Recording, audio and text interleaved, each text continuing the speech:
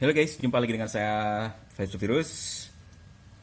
Melanjutkan video sebelumnya tentang permasalahan dari speed sensor yang bengkok di Yamaha Aerox saya.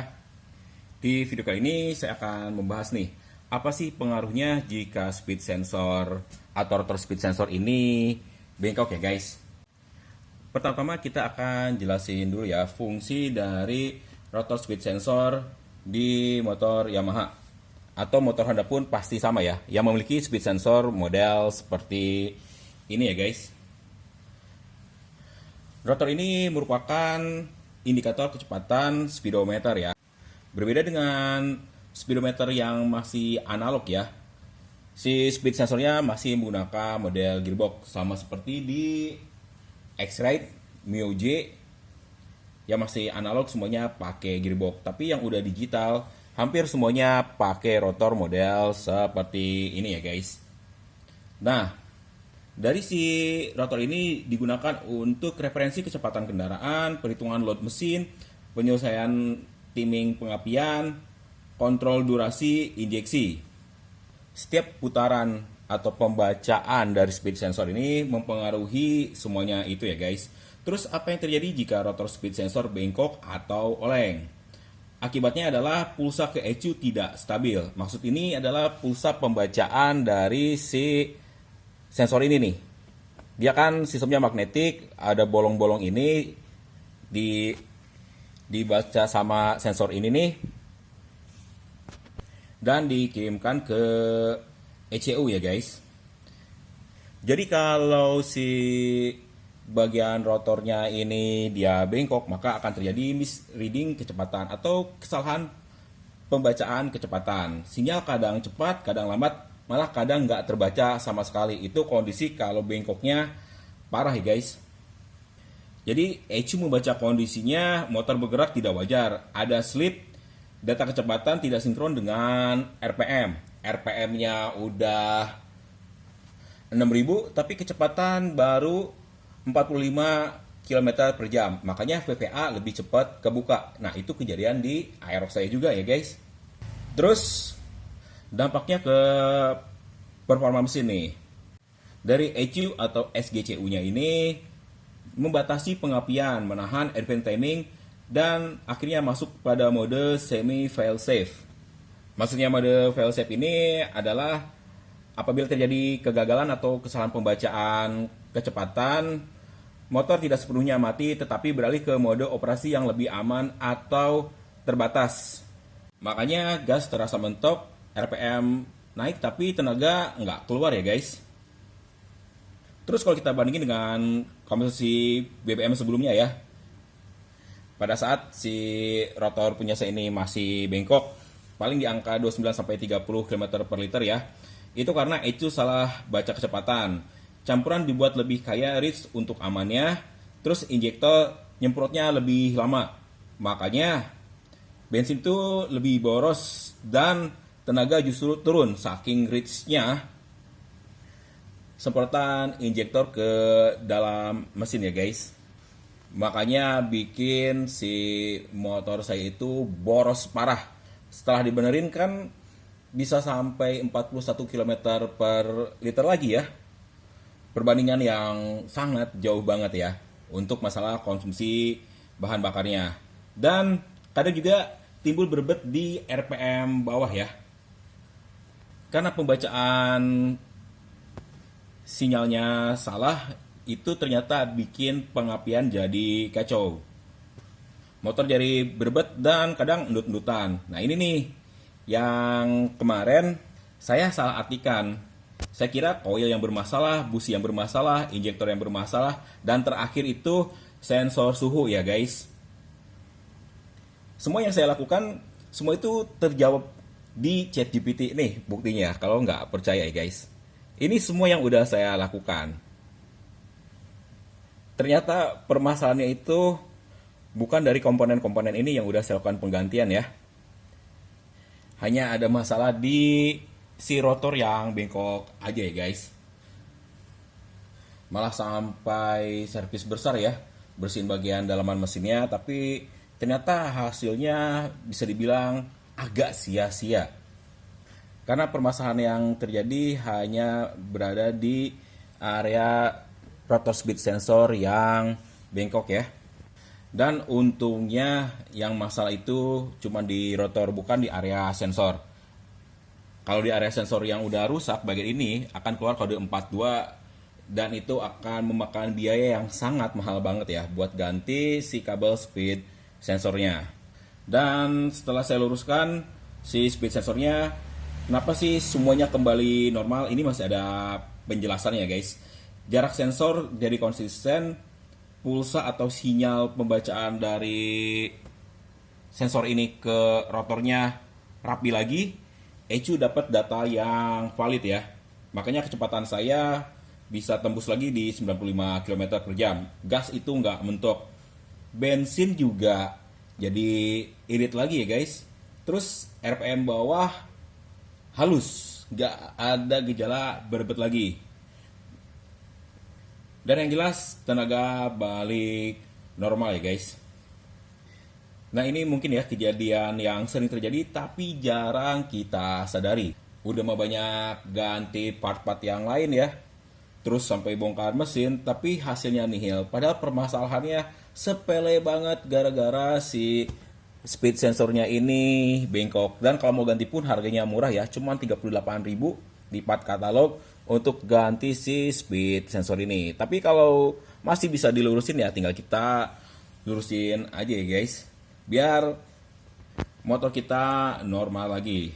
Oke, saya akan jelasin juga ya guys alur atau tahapan pembacaan dari si speed sensor ini ya. Ini berdasarkan pertanyaan saya di ChatGPT ya, biar datanya lebih aktual ya guys. Saat mesin hidup, CKP akan mengirim sinyal atau posisi mesin sudah menyala ke ECU. Terus si ECU ini tahu nih kapan harus menyemprotkan bensin, kapan memercikan apinya dari busi. Tahap kedua saat kita buka gas. Sensor TPS akan mengirimkan sudut bukaan throttle bodinya ya guys. Terus dari sensor max-nya akan kirim beban mesin atau vacuum intake. Nah disinilah ECU mulai menghitung durasi injeksi yang harus disemprotkan dan durasi pengapiannya.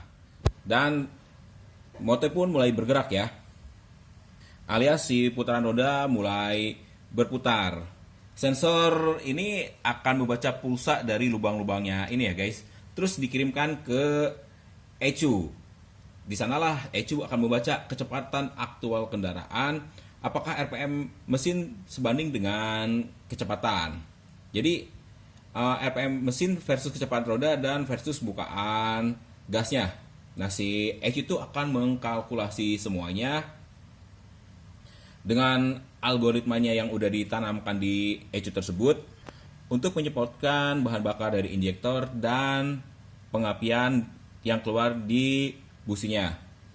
Dan peran si speed sensor ini sangat penting juga ya untuk ECU mengambil keputusan.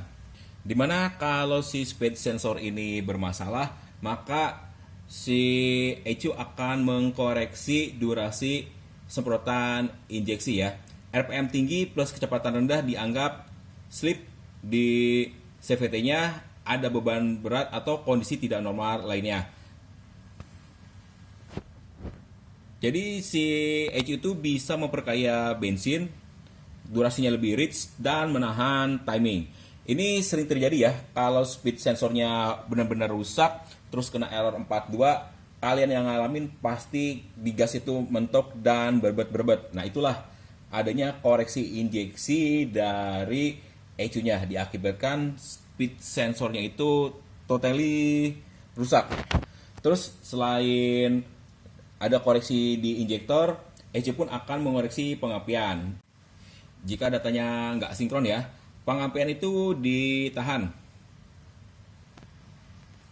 Yang harusnya api dari busi keluarnya percikannya gede, tapi dia jadi sedikit. Makanya kemarin saya ganti busi beberapa kali tuh.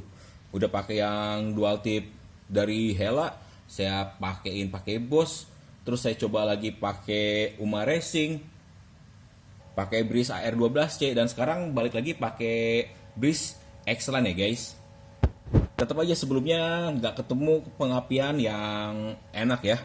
Warna busi pun jauh lebih hitam pekat karena bensinnya terlalu rich ya guys.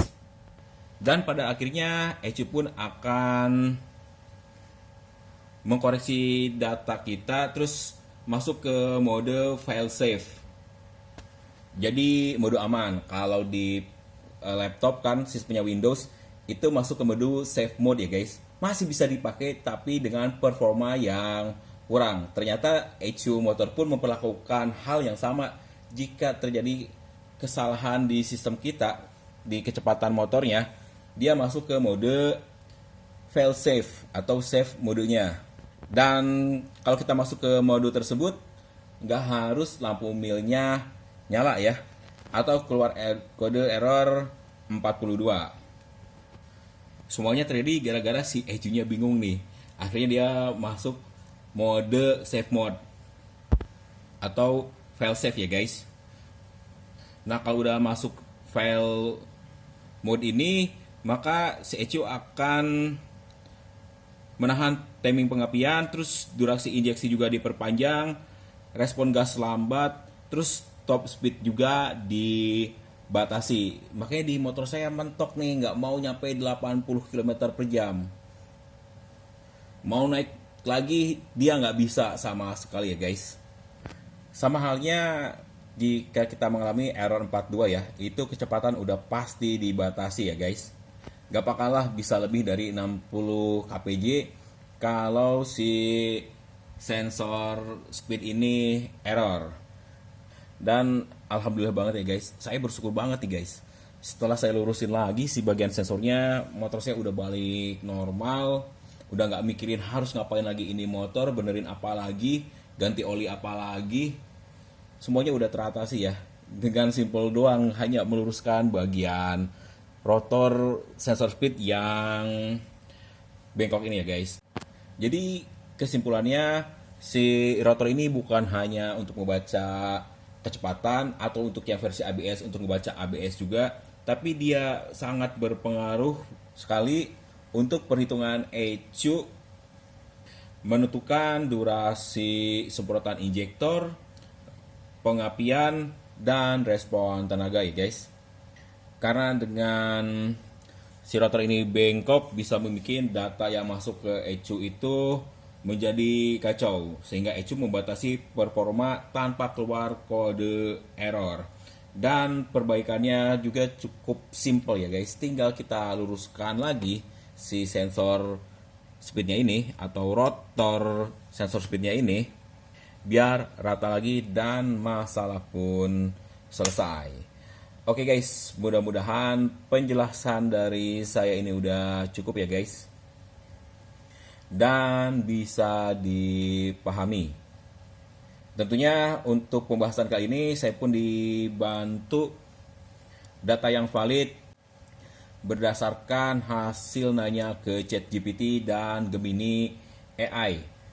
Bukan atas asumsi saya sendiri ya guys, tapi ini menjadi pengalaman banget buat saya dan mudah-mudahan bisa ngebantu buat kalian semua juga ya. Kalau mengalami hal yang sama, udah oprek sana sini tapi hasilnya nggak nemu juga, coba kalian cek di area rotornya ini, siapa tahu bengkok. Dan mudah-mudahan nih setelah dibenerin si rotornya ini, motor kalian normal lagi seperti motor saya guys. Buat nanti yang butuh diagramnya, nanti akan saya sertakan ya guys.